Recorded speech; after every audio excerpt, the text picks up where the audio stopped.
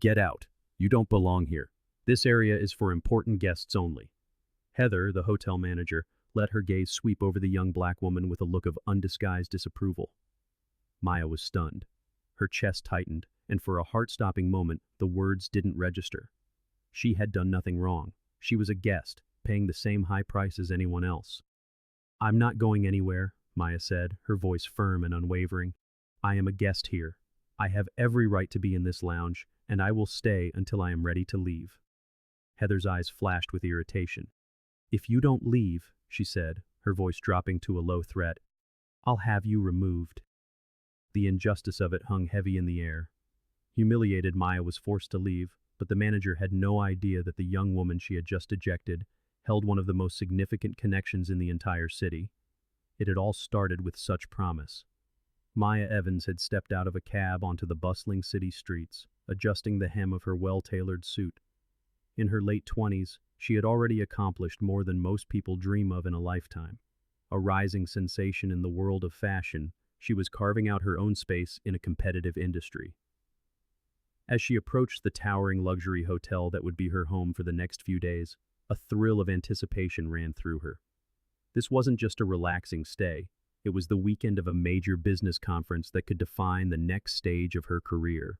She had worked tirelessly for years, and her efforts had finally been recognized with an exclusive invitation to an event meant only for the industry's elite. The lobby was a masterpiece of opulence. Marble floors gleamed beneath elegant chandeliers, and the polished wood of the front desk shone with an understated sophistication. Everything about the hotel whispered of wealth, power, and exclusivity, the perfect choice for someone like her. Maya walked with confidence, the click of her heels a sharp counterpoint to the quiet elegance around her. She approached the check-in counter, ready to begin her stay. Just then, a blonde, well-dressed woman entered behind her, moving toward the desk with an air of breezy entitlement. As Maya was about to greet the receptionist, Heather, the hotel manager, stepped forward from her post near the entrance.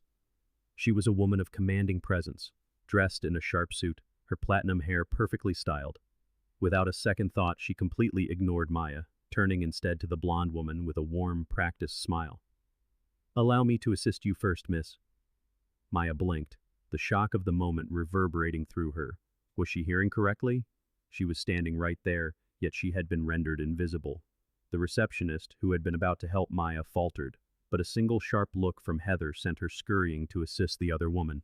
Maya stood frozen, her breath caught in her throat. The white woman approached the counter as if this were the most natural thing in the world. Heather showered her with attention, making small talk while Maya was left standing as an afterthought. No explanation, no acknowledgement, just a profound, dismissive silence. The woman finished her transaction, gave Heather a grateful smile, and swept past Maya without a glance. The heat rose in Maya's chest, but she swallowed it down, taking slow, deliberate breaths. When the woman was gone, Heather finally turned to Maya, her smile now tight and strained. "My apologies for the wait. How can I help you?" Maya's gaze locked onto hers. She didn't show the hurt bubbling just beneath the surface. Instead, she asked with quiet firmness, "Why did you help her first?" Heather's smile faltered for a fraction of a second. "Well," she began with a forced laugh, "it's our policy to give priority to our most exclusive guests." "Exclusive guests?" Maya's voice was sharp. "You mean guests who look like her?" For a moment, Heather was speechless. A flicker of something, guilt perhaps, crossed her face before being replaced by a defensive wall. "It's simply how we do things here. It's for the comfort of all our guests." Not wanting to cause a scene, Maya let it drop, for now. She gave her name, Maya Evans, and handed over her reservation details. As Heather typed, her gaze lingered on the screen for a moment too long. Maya sensed the manager's assumption that someone like her couldn't possibly belong in such a high-end establishment. Finally, Heather spoke, her voice laced with condescension. "It seems you've booked a standard room, Ms. Evans." She glanced up. "Are you sure that's what you wanted? The hotel typically reserves designated rooms for clients of your caliber."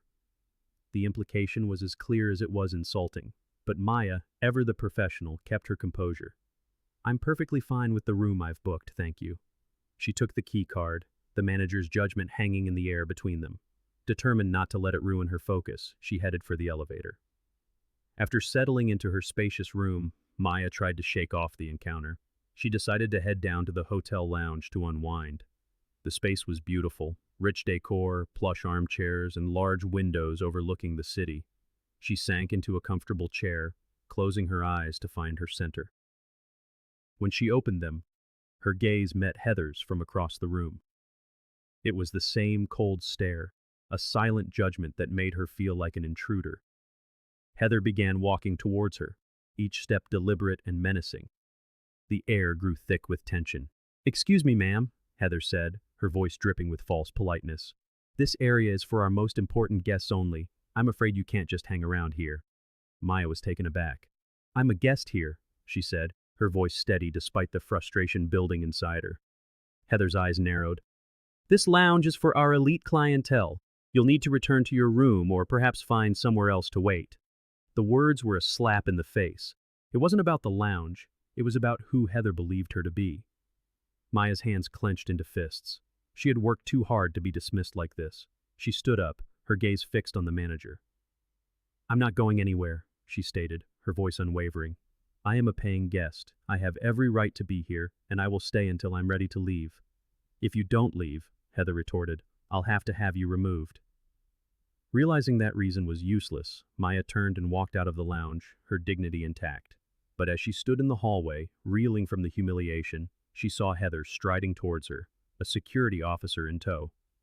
"I'll have to ask you to leave the premises for defiance of a direct order," Heather announced, her arms folded. Maya stared in disbelief. "Defiance? I left the lounge as you demanded. I am in the hallway, on my way to my room." A smirk played on Heather's lips as she nodded to the security guard. "Ma'am," the officer said, stepping forward, "I'm going to have to ask you to leave, or I'll be forced to escort you out." "Wait," Maya protested. "I showed you my reservation. I've paid for my room. By what right can you kick me out?" "If you don't plan on following our rules," Heather said coldly, "you shouldn't have booked a room at our hotel." Fuming, Maya walked out. She found a small cafe across the street and sat down, her mind swirling with anger. She had been treated like she didn't belong, made to feel like an outsider. Her hands were shaking slightly as she pulled out her phone. She knew exactly who she needed to call, her father, Mayor Robert Evans.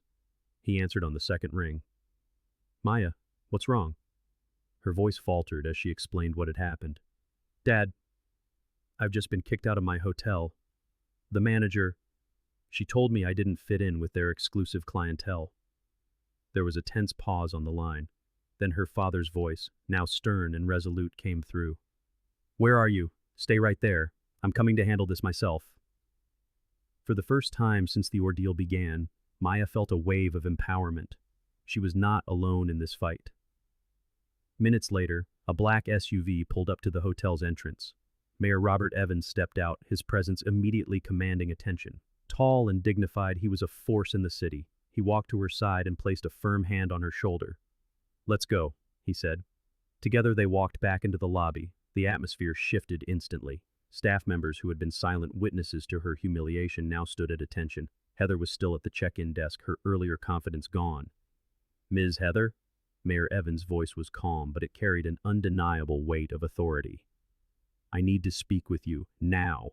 Heather's face went pale as she recognized the man standing before her. Her disdainful expression morphed into a nervous, stammering attempt at a smile, but it was far too late. "I have just spoken to my daughter," Mayor Evans began, his voice a low, steady current of authority that cut through the tense air. "And I have learned what happened here. This treatment is unacceptable." She is your daughter?" Heather stammered, the color draining from her face. The realization struck her with the force of a physical blow. "Oh, Mayor, I am so terribly sorry. I had no idea." Heather's apology was a wave breaking against a cliff. The mayor wasn't listening. He had already seen enough. The hotel's CEO, summoned by the gravity of the situation, hurried into the room. The mayor turned, addressing not just the CEO, but everyone present. "This establishment boasts of its exclusivity," he said, his words resonating with quiet power. "But exclusivity should never be a shield for indecency. I am holding you, and this hotel, accountable." As Heather was escorted away by the disciplinary team, a hush fell over the room. Every eye followed her walk of shame. Mayor Evans then addressed the remaining staff, his message unequivocal. Such behavior would never be tolerated again. He made it clear that the hotel must adopt more inclusive practices, ensuring every guest felt not just accepted, but welcomed. Standing by her father's side, Maya felt a surge of victory and empowerment.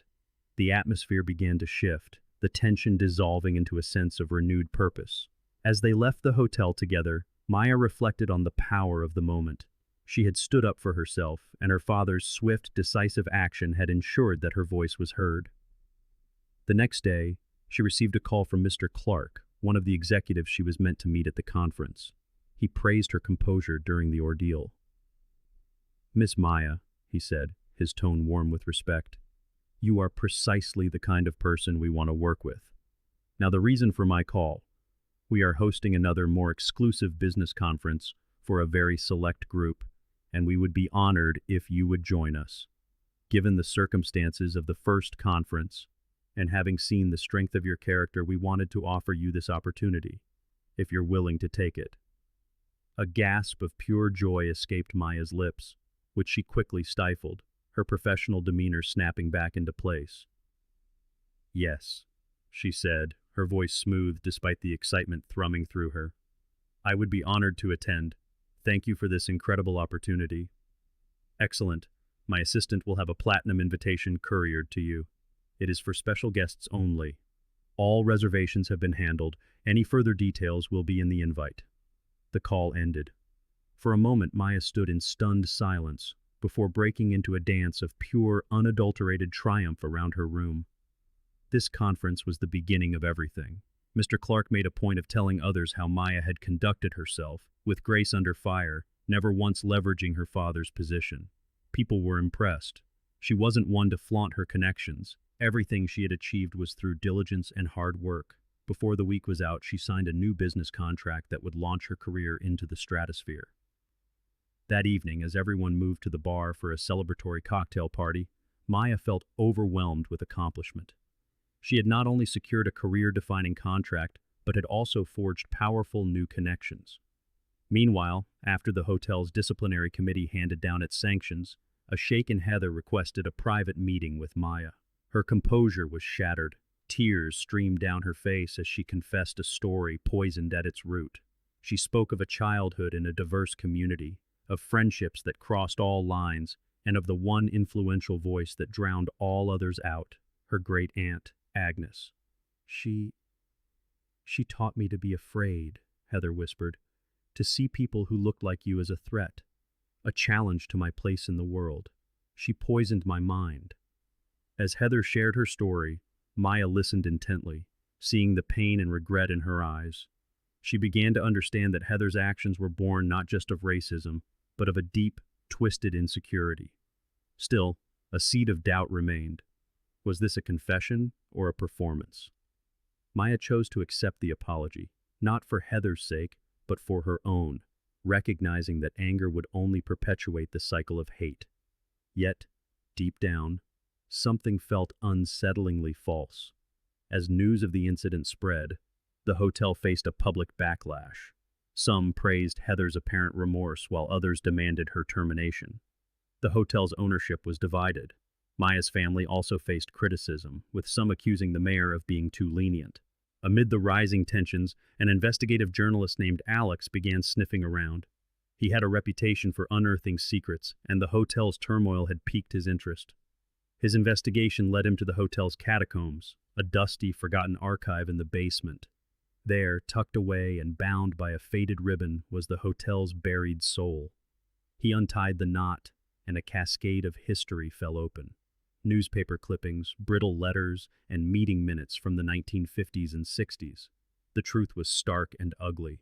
This hotel had been a nerve center for segregationist activities, and its owner at the time, Reginald Thornton I, was a key architect of that hatred.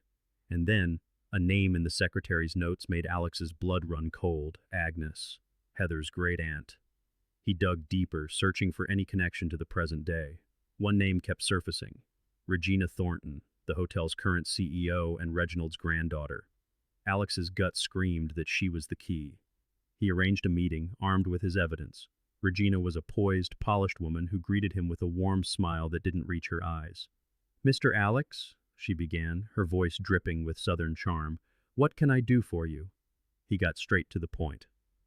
"Ms. Thornton, I've uncovered some disturbing information about this hotel's past. Care to comment?" Her smile faltered. For a fleeting moment, Alex saw fear in her eyes before the mask slipped back into place. She leaned forward, her voice dropping to a menacing whisper. "I think you'll find that the past is just that. The past. And I will do whatever it takes to keep it buried." That's when it all clicked. Alex finally understood Heather's behavior. She wasn't just raised by a racist, she was under a direct order from the CEO who was carrying on her grandfather's dark legacy. But something still felt wrong. Heather's cooperation in the aftermath was too eager, her remorse too polished. Alex dug one last time, and the final piece of the puzzle fell into place, revealing a picture far more sinister than he had imagined. Agnes hadn't just been a secretary, she had been the hotel's manager, a loyal enforcer of Thornton's ideology. And after her death, the role had been passed down, like a poisoned inheritance, to her grandniece, to Heather. The apology was a lie. The tears, a performance. It had all been a long con, a strategic play to help Regina Thornton secure control over the city's most lucrative development projects. Heather wasn't a reformed racist. She was the plan's chief architect. Stunned by the revelation, Alex knew he had to act fast. He took his explosive findings to the one person at the center of it all, Maya. She was shocked and outraged. Together, they went to the mayor. The next day, the mayor held a press conference. He announced that the city's contract with the hotel was terminated, effective immediately. The only way it could ever reopen was with a complete change in management. Then, he dropped a bombshell. "To ensure this hotel embarks on a new chapter of transparency and integrity, I am appointing a new interim manager." He paused, letting the cameras flash. "A man who has already proven his commitment to the truth. That man is Alex." A wave of stunned silence, then applause washed over the room. Alex himself was speechless, caught between the roles of reporter and subject. "But I'm a journalist, not a hotel manager," he stammered. The mayor chuckled. "You're a man of many talents, Alex. I have every confidence you'll bring the same integrity to this role as you have to your reporting." From the sidelines, Heather caught Alex's eye and offered a sickeningly sweet smile. "Congratulations, Alex," she said, her voice laced with sarcasm. "I'm sure you'll do a wonderful job." Finally, Maya stepped to the podium, her voice clear and strong. "Today is not an end, but a beginning," she said. "A beginning of accountability, of reconciliation, and of justice. The shadows that have clung to this city are finally being exposed to the light. I want to thank Alex for his tireless dedication to the truth, and my father for his courage in taking action. Let us use this moment as a catalyst for real change, to build a city that is free from the shackles of racism and oppression. Thank you." The room erupted in applause. The mayor put his arm around Maya, holding her close. As the crowd dispersed, Heather slipped away into the shadows. Her secrets had been unraveled, and her power was gone. If you want to see more stories about standing up for what's right and fighting injustice, like and subscribe now. We'll see you in the next video.